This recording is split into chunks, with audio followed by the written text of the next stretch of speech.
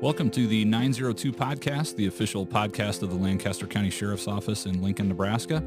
I'm Captain John Vick, and I want to thank you for tuning in. This podcast will give you an inside look at LSO with topics and guests to discuss public safety issues impacting Lancaster County.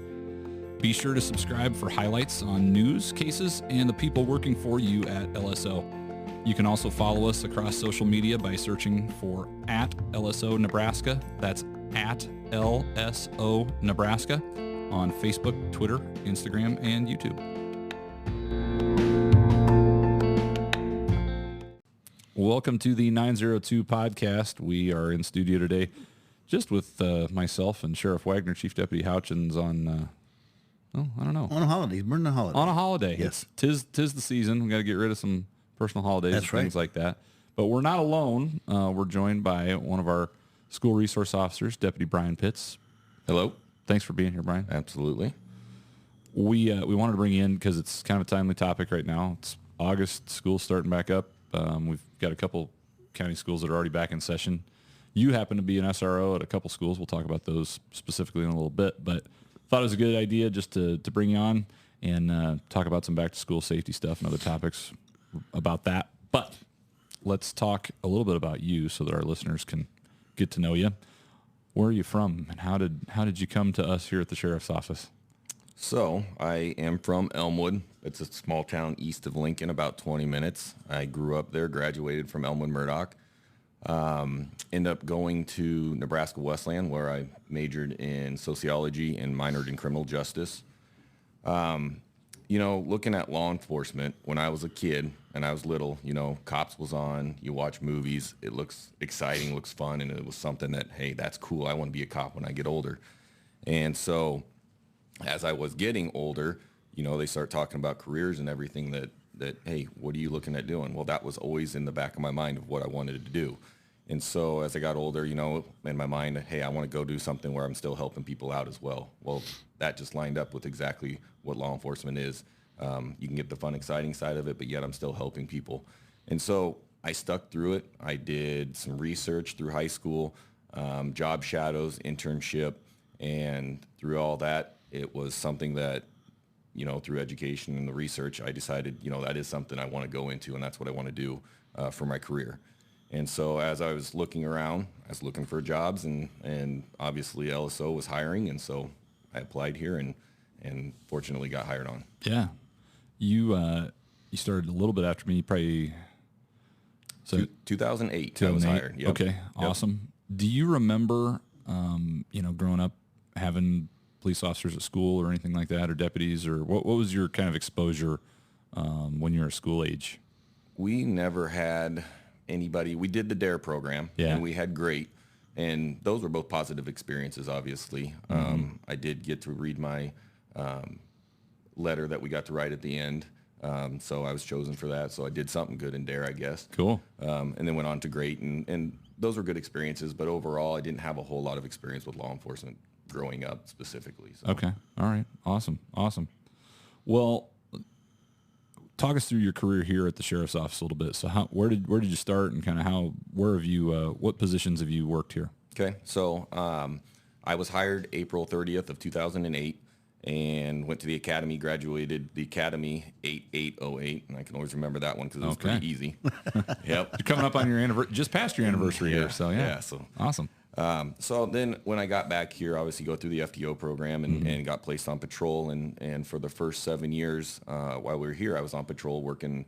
I worked third shift most of the time, and then I think I worked a second shift and then first shift. And towards the end, we started doing projects while we were on patrol. And one of the things I did was lunch with the deputy. Okay. And so we'd go around to the schools and kind of sit and eat with kids, talk with them, and I enjoyed doing that, and some people recognize that. And so when the school resource officer position opened up here, I put my name in for it, and I got it. And so that's how I got into being a school resource officer here. I've been doing that for the last 7 years. Yep. And so now I'm starting another 3-year rotation. And so I'll have a total of 10 years in when this next one is completed. My next rotation is completed. Yeah.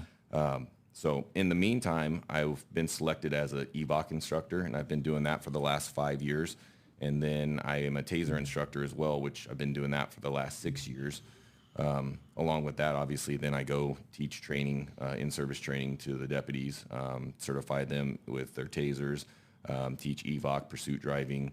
And then we also have the mini academy. So when new recruits come in, I get to teach them too as well and educate them on those areas so that they're well informed.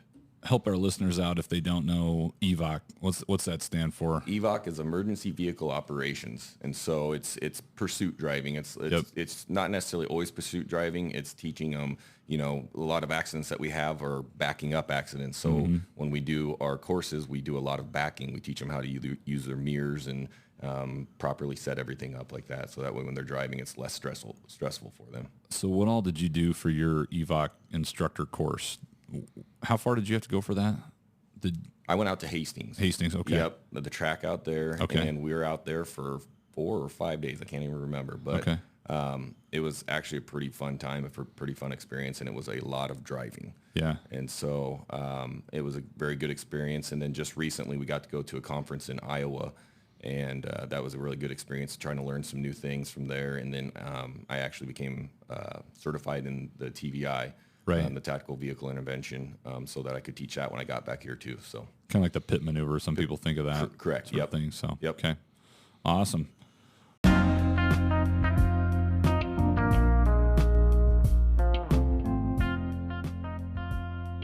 Hey, I'm Captain John Vick with the Lancaster County Sheriff's Office. When it comes to your career, don't settle for good enough. Don't settle for ordinary. We won't either. Be different. Be better. Be exceptional. Start your future today at joinlso.com.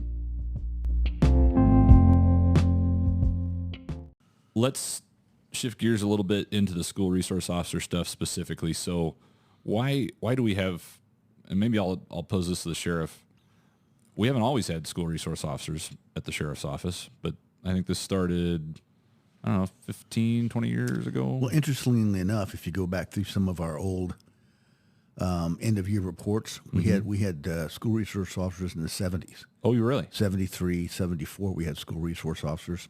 When I first started in 76, I think we had one school resource officer in Norris, and then that sort of morphed into the DARE program that Brian mentioned, and that seemed to be maybe a little bit better fit. So we had 2 deputies who were trained in the DARE program and taught those in all of the Lancaster County schools, and we had a number of one-room schoolhouses back then that were K through 8th grade, and those guys were busy all the time and did that, and DARE kind of reached its plateau in about middle 2000s, maybe somewhere in there. Mm-hmm. And the transition was to just full-time school resource officers in schools. Yep. Some teaching like DARE does, but also just as mentors and as a part of the school staff that are there every day that kids can go to if they need to. And if there's another issue or a bigger problem, the deputy's there to help keep that in check. Mm-hmm. Now it's sort of evolved with school shootings, unfortunately, that have been occurring nationwide. School resource officers are very important, and they're our first line of response should a catastrophic event happen in school. Yeah, kind of an extra layer of the security that's going into schools now. Absolutely. And that's kind of how I look at school resource officers, is our primary job is the safety and security of that building. Mm-hmm. And are there a bunch of other jobs we have within it? Yes, but that's our primary job. So I know through my trainings, we do the National Association of School Resource Officers. We, through their trainings, I think they say it pretty well. We're, as school resource officers, we're informal counselors, we're teachers, and then we're law enforcement officers. Yep. And so it's nice to be able to get in the school and do the safety and security side, but yet still be able to, on a daily job, or a daily basis, go in and maybe teach a class on something, educate the kids on a topic that I have maybe knowledge on, or some training that I got that I can share with them, or even the teacher. But overall, while we're doing the safety and security side and we're doing the teaching, we're doing the informal counseling, we are doing law enforcement. So yes, if there is a law violation, we'll be involved in, and we'll try to take care of that how we need to. But the big picture is also bridging the gap with the youth and trying to get that relationship built with youth to try to understand who we are. And so if they have to encounter us, they say, okay, I've dealt with an officer. I don't have to be so nervous. They're good people. They're humans too. And just really get that relationship built up. And that's one of the things I enjoy the most, actually, as a school resource officer, is building those relationships with the students.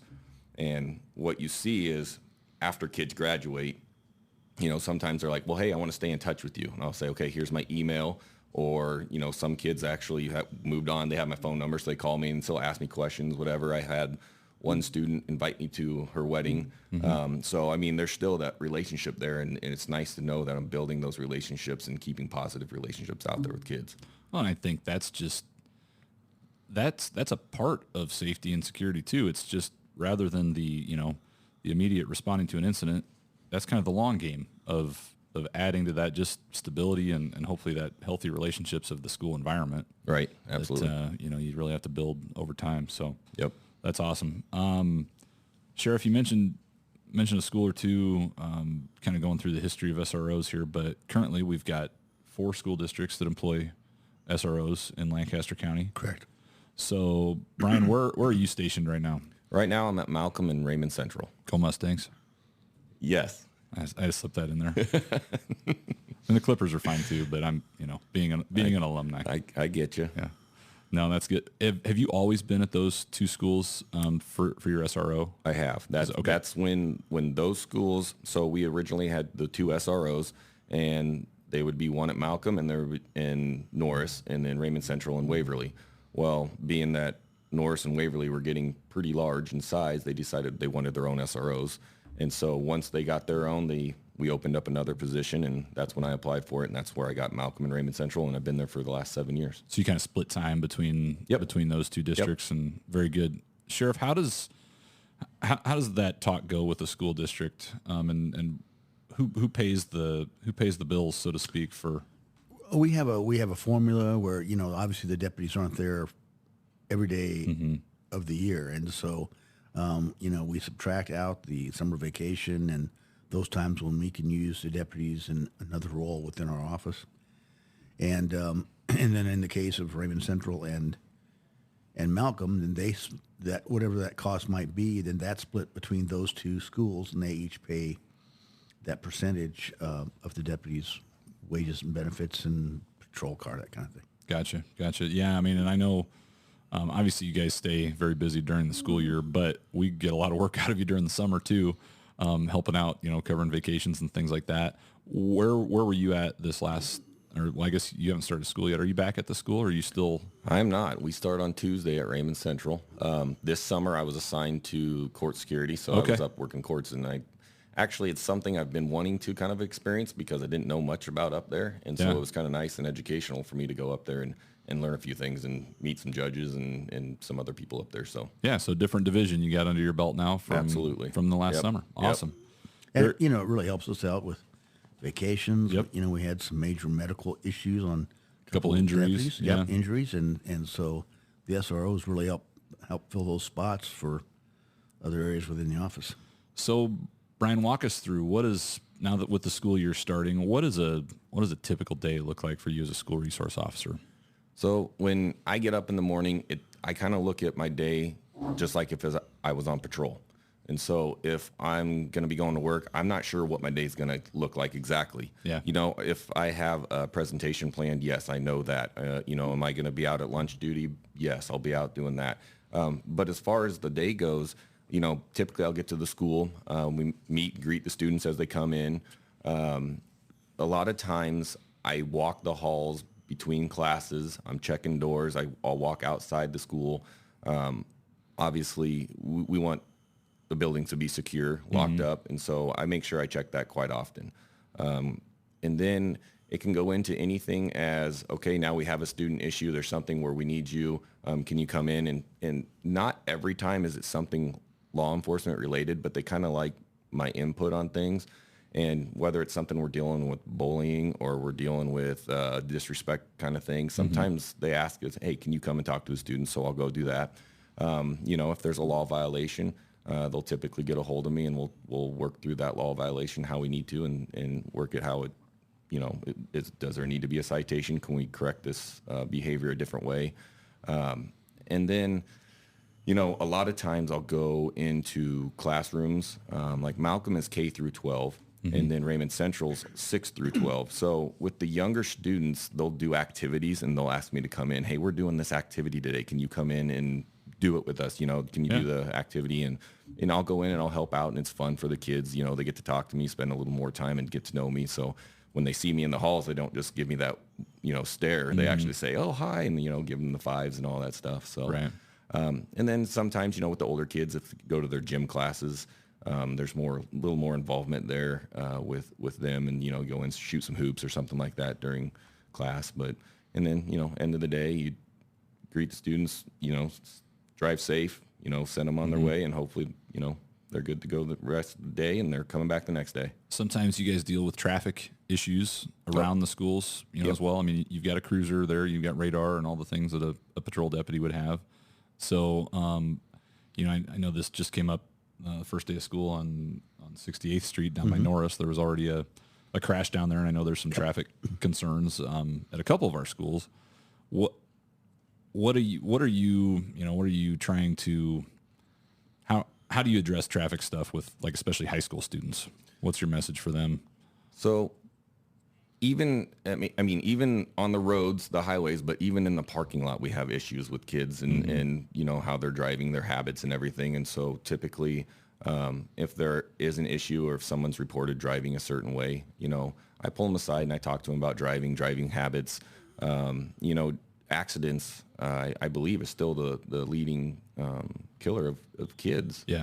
And so it's very important to try to get them to understand driving and distracted driving, because distracted driving, that's our huge one. And that's what I typically talk about when I talk to kids is distracted driving. I actually have a full presentation on it. And a lot of the things kids don't understand is, obviously the phone thing is a big issue. And it's not just kids that do that. It's adults too. Oh, yeah. I mean, I'll pull up to a light and I'll look right and left, and usually, both of them are on their phone, if not one of them for sure. And so I try to educate them about the distracted driving, speed.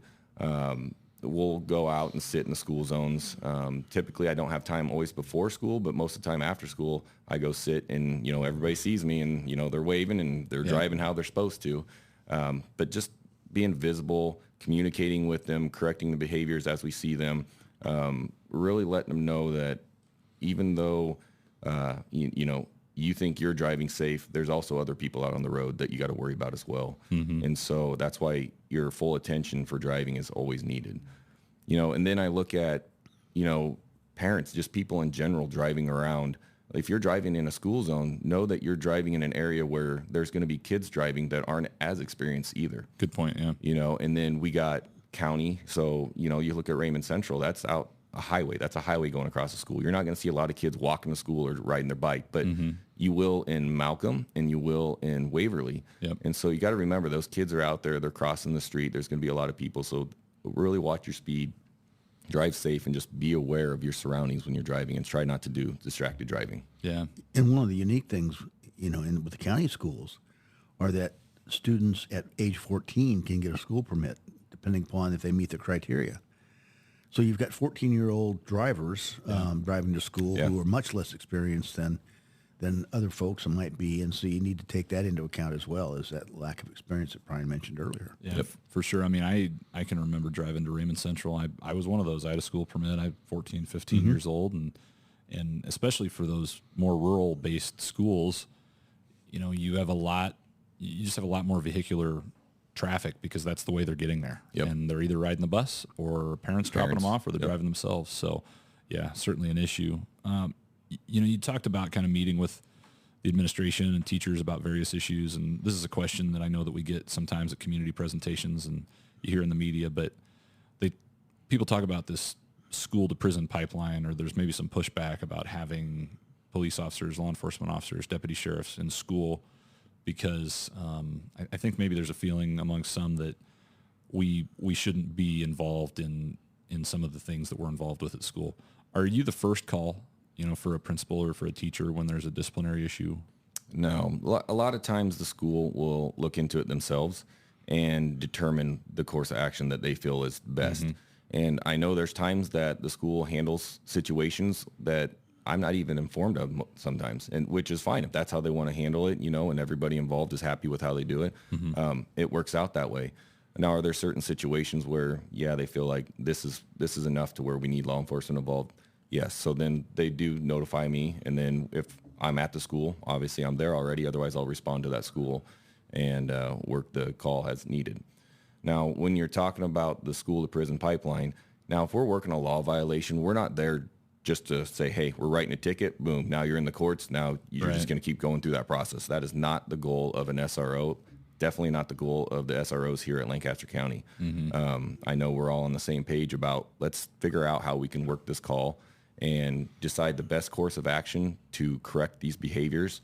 And if it means, the school disciplinary is going to be enough for this kid, mm-hmm. great. If the parents are going to handle it, great. We can work with that stuff. Now, if there are repetitive behaviors and things that need corrected, sometimes if we've tried other options, then maybe sometimes we'll issue a citation. But overall, we're not there just to write a ticket and send a kid to court and say, here, go figure it out. Mm-hmm. Yeah, and I think there's a lot of professions, Sheriff, that involve that, as some call it, a multidisciplinary team, and putting a few extra heads together in a room. And I think we encourage all of our school districts to do that. That it's part of it's in the name. You're a school resource officer, and certainly consulting with you never locks us into a certain course of action or anything like that. But just having another voice in the room when we're trying to figure out the best resolution for a kid, I don't think that's ever a bad thing. No, and there are some models out there where Health and Human Services, mm-hmm. Child Protective Services, they get involved, and law enforcement is involved, and the school's involved, and a lot of times, if each one of these groups is seeing a little bit of a problem, but when you overlay those things, it might point to a bigger problem, and maybe CPS can help with their home life. Mm-hmm. The school system can help with their academics and their exposure at school, and if need be, then we can come in and take action if that's necessary.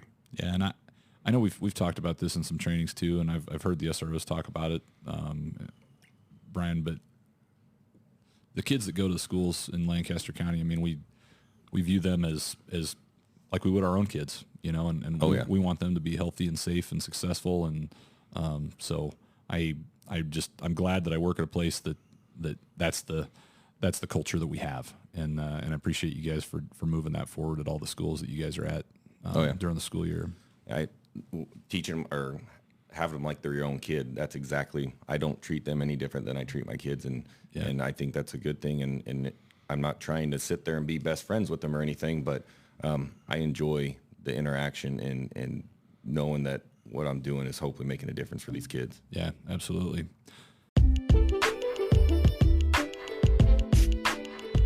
Hi, I'm Deputy Brian Piitz, a school resource officer at Malcolm and Raymond Central Public Schools. If you want a challenging career, a career where you can make a difference in your life, your family's life, and the lives of those in your community, come and join the Lancaster County Sheriff's Office. To learn more or apply, visit us online at www.joinlso.com. Speaking of making a difference for kids, let's transition a little bit. We touched a little bit on some safety issues, but since it is back to school season, we want to talk about some simple things that kids, students, parents, teachers, grandparents can all do as far as safety tips now that we're heading back to school. So let's walk through some of the things that you usually offer for reminders for people. How about when it comes to bus safety for people that are riding the bus? So bus safety is actually one of the biggest issues we have, and it's not necessarily always the kids on the bus. Mm-hmm. It's when the buses are making stops and dropping off kids or picking up kids. And so obviously you see that stop arm out. There's a law for that says if the stop arm's out, you have to stop. So from either direction. Yes, correct. From either direction, whether you're behind them or you're coming towards mm-hmm. them, it doesn't make a difference. And that law, the way it's stated, says as soon as you start seeing the yellow amber lights going, you're supposed to immediately slow down to no more than 25 miles an hour. And then when that bus comes to a stop and the stop arm comes out, you have to stop. And if you pass the bus, then it's a violation. A lot of people don't realize the fine for that violation. And it's actually a class 5 misdemeanor. And it's a $500 fine for that violation. Yeah. I didn't realize that. Yeah. And so sometimes I've presented it to people and told them about this. And some of them have received tickets due to the nature of it, kids actually crossing the speed they were driving. They're not too happy about it. And I understand it's a big fine, but it's all about safety for the kids at that point. And so usually at the end of the conversation, they understand why, and hopefully in the future it corrects their behavior, and we don't have to worry about them violating it. So one thing that, people may or may not know, but this time of year and sometimes when we get complaints about it, we'll actually put deputies on a school bus. Oh, yeah. And we'll work a traffic selective surrounding school buses just with that violation. So never hurts to have that in the back of your mind if you're thinking about going around a school bus, that there might be a deputy on that bus. Absolutely. And I think almost every school bus has cameras on them right now, front and back. So everything's caught. So not worth the $500. No, it's not. Yeah. I agree. So what else about traffic? We talked about traffic a little bit, but let's dive into that a little bit further. Well, my big thing was about when you're in school zones, slow down. Obviously, there's going to be a lot of kids involved there, whether it's once again in the county or in town. Kids will be walking, riding bikes, whatever it is. Make sure you just watch your speed. I know Raymond Central on Agnew Road there's cars that, it's out of ways from the city, and they'll drive kind of quick through there. And so we'll run traffic up there and hopefully correct what's going on up there with speed. But overall, slow down and distracted driving, because that's what's going to really get you, is the distracted driving side of it. And a lot of kids that I talk to don't understand that distracted driving, everybody thinks their phone. Well, something as simple as your radio going is a distraction, because now you're listening to the radio. You might be singing along. You've already cut what you're supposed to be doing. Part of your attention to the music. Now you got another person in the vehicle, and there's part of your attention again. And so I really let them know, like, as a passenger, you are a distraction already. Yeah. It's how much of a distraction are you going to be? And so even riding as a passenger, so I talk to the younger kids. Hey, do you ride with your older sibling? Do you ride with your parent? You need to act right in the car so that doesn't take their distraction or their attention away from the road and distract them. So the distracted driving side is a huge part of, I think, a lot of the accidents that are involved that I work up in my school districts. Great tip. And that's one reason why on the school permit process, only family members can ride, not friends. And I think it's to cut down that amount of distraction that friends might interject. Yeah. Although I can remember my sons, they would be hitting each other, the driver versus. So, you got to try to limit those distractions like that. And even on the graduated driver's license system now, you don't get your driver's license when you're 16. You get your provisional operator's permit, and that has some restrictions on passengers too, until you get a little bit older. So, no, those are great tips, Brian.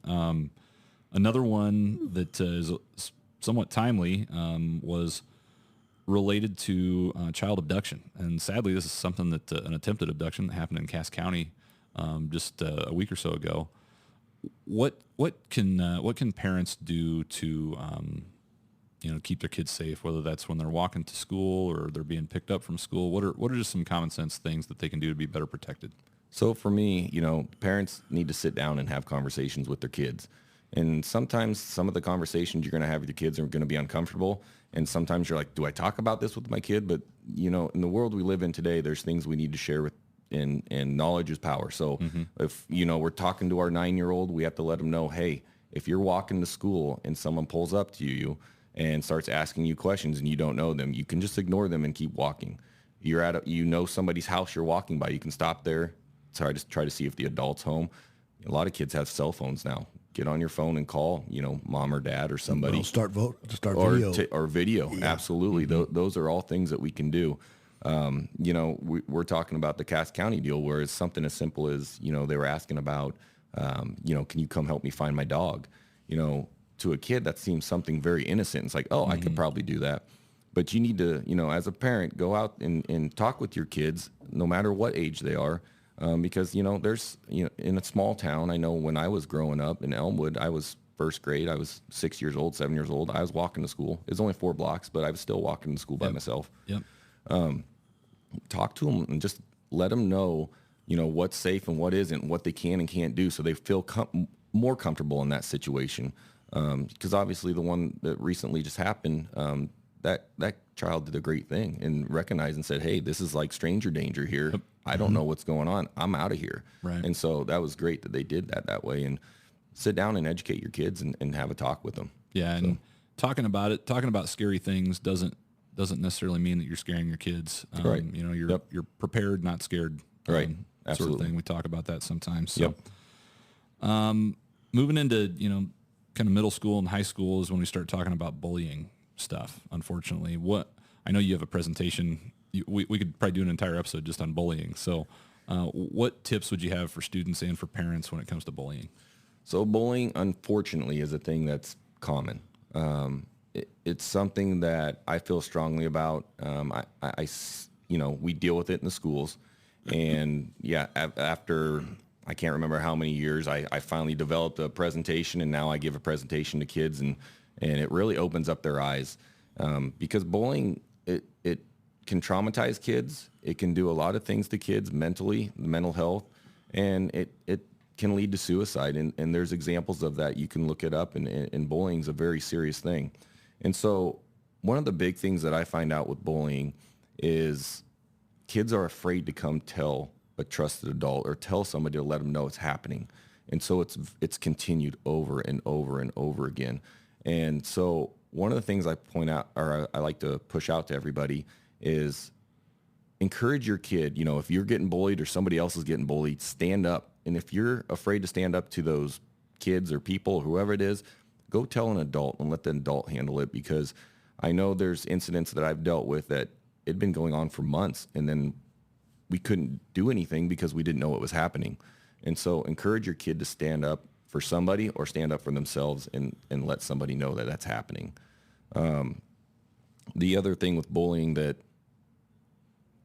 in today's world is, they always said back in the day when there weren't cell phones and social media, you could get away from it and it wasn't as bad. Although it's not acceptable, right? Yeah. But now it's hard for kids to get away from it because people will post things about certain people, though don't always name them, because and I've seen incidents like this. They don't always name the people, but it's still referring to somebody. They know it, and it's still constant bullying, even though it's through social media. And so talk to your kids about social media. It's huge. Social media, it's the future. That's what we go through. That's what everything we have, and I know kids are on every kind of social media app there is, it seems like.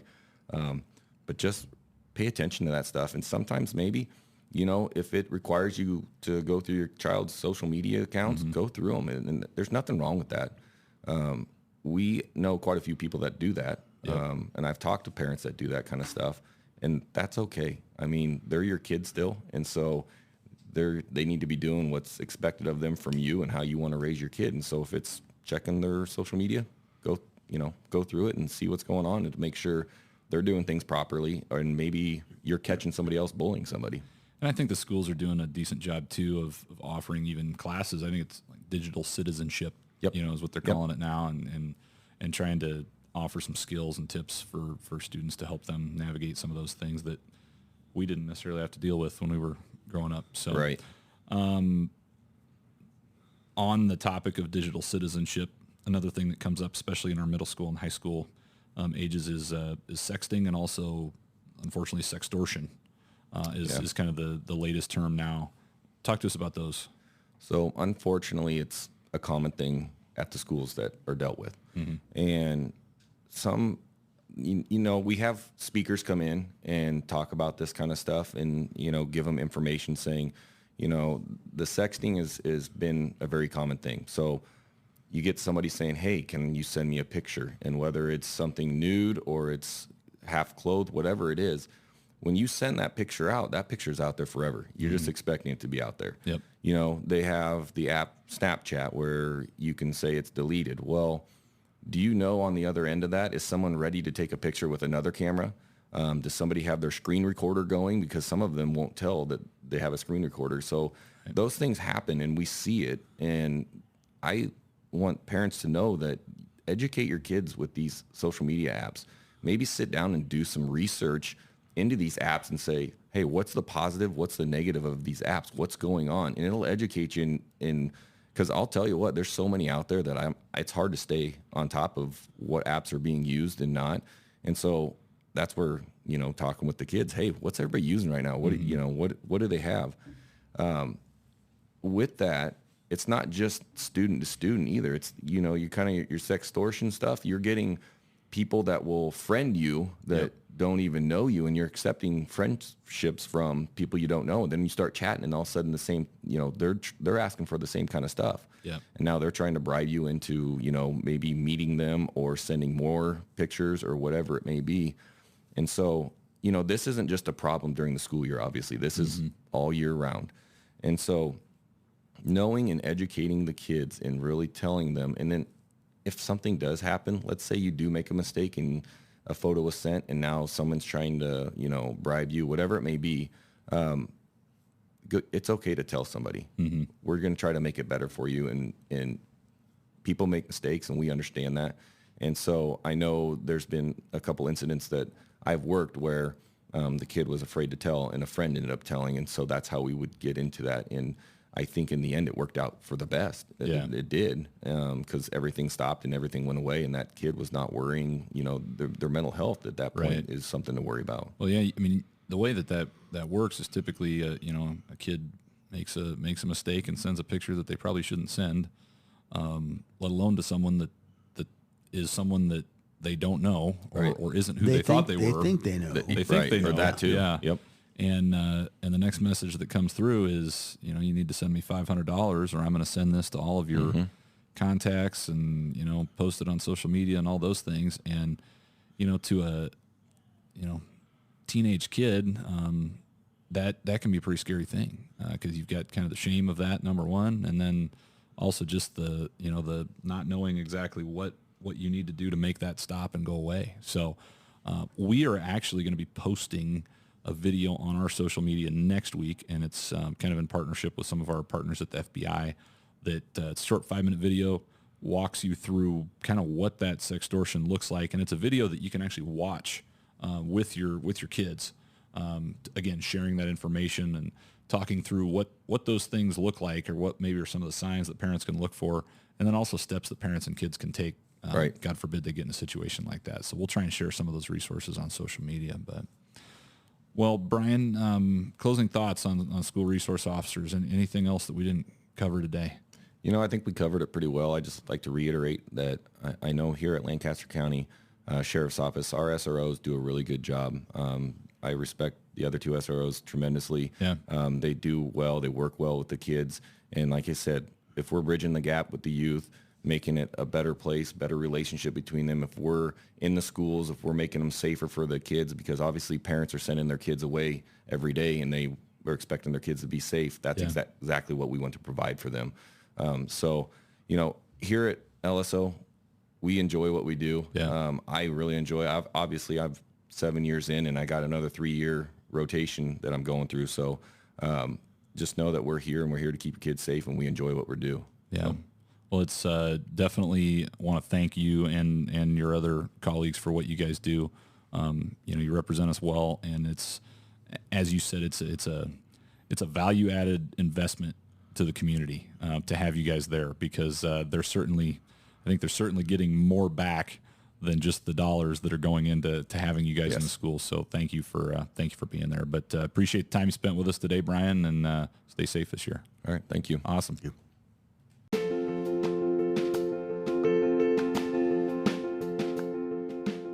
We want to thank everybody for tuning in and listening to today's episode. It's hard to believe that it's back to school season already, but here it is. Thanks so much to Deputy Brian Piitz for joining the podcast today to talk about school resource officers and back to school safety. We hope you enjoyed listening to the episode. And if you'd like to hear more episodes, be sure to subscribe and follow the 902 podcast on Spotify, Apple, or wherever you enjoy listening to podcasts.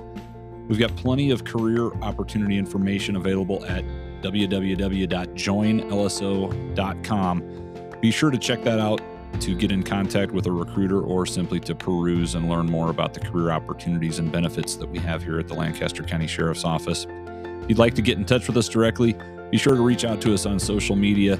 Across most platforms, you can find us at LSO Nebraska or shoot us an email at lso@lancaster.ne.gov. Thanks for listening.